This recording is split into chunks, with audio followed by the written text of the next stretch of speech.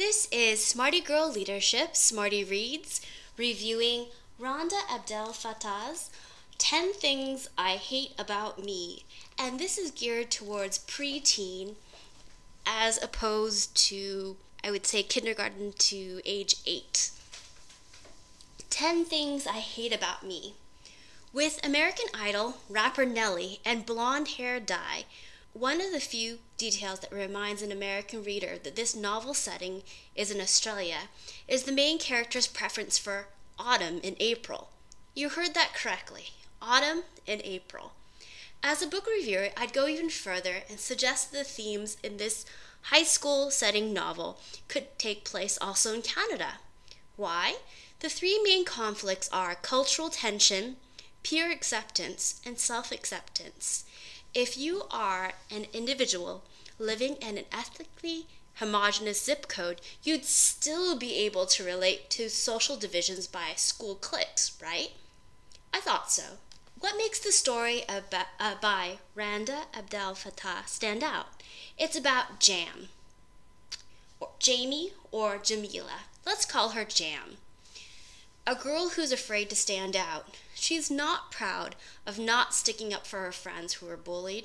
She's not proud of lying to her handful of girlfriends why she cancels on them so often last minute. Jam is hiding a secret. The story starts out with a classmate from her weekend Arabian class showing her a scar he received from a bigot at a local beach. The racists, peers and older, were using the W word and threw glass bottles at non-white Australian citizens. At school, the most popular girls and boys are Anglo-Aussies, who refer to Aussies with Middle Eastern or Mediterranean heritage by the W word and other slurs. Is it any wonder that Jam uses a hair straightener, blonde hair dye, and blue contacts when she goes to school? Because Jam is so exhausted keeping classmates from knowing details about her weekends or home life, she only has superficial relationships with girls she calls friends. When one friend, Amy, seems withdrawn and sadder than usual, Jam doesn't reach out, because disclosure would invite her to open up too. That can't happen. Her email address, 10 Things I Hate About Me, attracts an anonymous email from someone who claims he is a peer, also living in her neighborhood. Jam decides this person is not going to meet her in real life, so she uses this communication to spill what she's been holding in. It's not easy being the youngest daughter of a widower with a radical for an older sister and an older brother who is a high school dropout and who is car crazy. Her confidant goes by John. He discloses that his parents are both attorneys, but his dad does not have his respect because he is an unfaithful husband, and he puts down John. John has an older sister who has the same money-grubbing worldview as the dad. John likes to say if there were such things as designer cotton balls, that's what his sister would buy.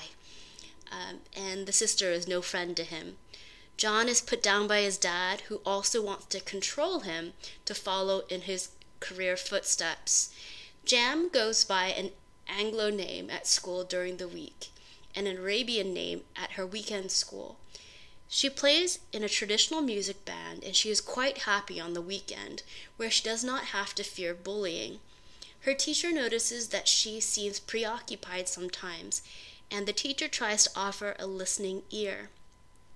Jam does not take up her female teacher on this, though Miss S is approachable and has some experience navigating two cultures.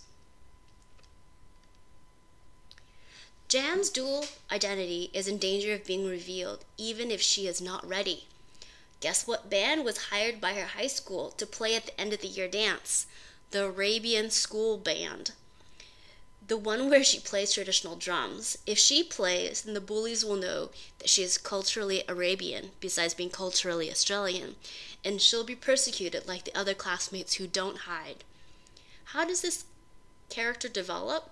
The dramatic irony is that so many individuals have their own terrible problems in this well-written story. Her dad is lonely as a widower and single parent for 7 years and would like his children's approval to remarry. Her college-age sister gets arrested at a political protest. Jam's high school dropout brother lands a job offer at a respectable garage, but will a dad with a doctorate ever approve of a son being a mechanic? Also, the female friends at school of Jam are really neglected by her. Some are hurting because parents are going through a tough divorce, and some girls are really compromising themselves to be in with the popular group. And then there's the usual persecuted cliques as well. John counsels Jam online to be her authentic self, even with the consequences. John turns out to be someone she goes to school with, Timothy, but Timothy never blabs her secrets. As a reviewer, I'm a bit surprised in this teen novel for preteen readers that Jam doesn't take advantage of her new stepmom, the former Miss S, progressive co-parenting, to convince her dad to accept Timothy as her first boyfriend. However, I can see the writer Randa Abdel-Fattah creating a fictional character of Jam who does not indebt herself to the first decent boy she meets. So that's something that's good, that the character is created so that she doesn't automatically run to a young man for refuge, but learns about herself a bit more first. I can imagine that this could be a promising series because I'd be interested to read about life with stepmom S, Shireen in the Aussie Police Academy as a new career after being arrested by the police, and Bilal, the brother, as an apprentice mechanic doing more of his endearing Big Brother imitations of Hulk smash anyone who bullies his younger sister, Jam.